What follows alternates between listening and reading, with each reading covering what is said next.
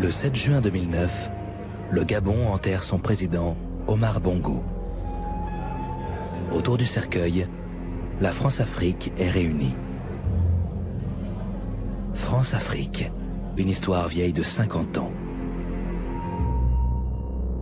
En 1960, les 12 colonies que la France possédait en Afrique noire accèdent à l'indépendance. 2 ans plus tard, en 1962, après des années d'une guerre fratricide, l'Algérie devient à son tour indépendante.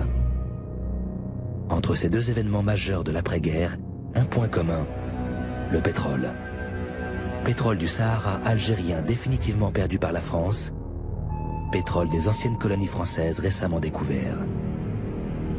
C'est là, en Afrique noire, que la France va désormais s'approvisionner.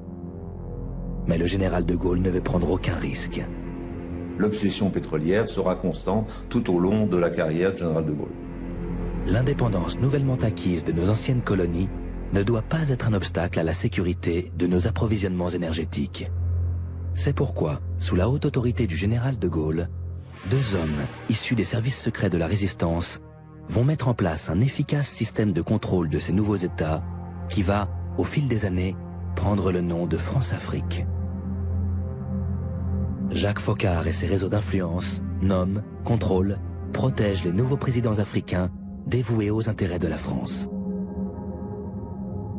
J'ai été un homme de Foccart. Et tu as fait ce que M. Foccart me demandait. Pierre Guillaumat, un autre fidèle du général de Gaulle, crée la compagnie Elf, bras armé de la République, dont les revenus colossaux financent les services secrets et leurs actions clandestines en Afrique. Actions organisées par Jacques Foccart.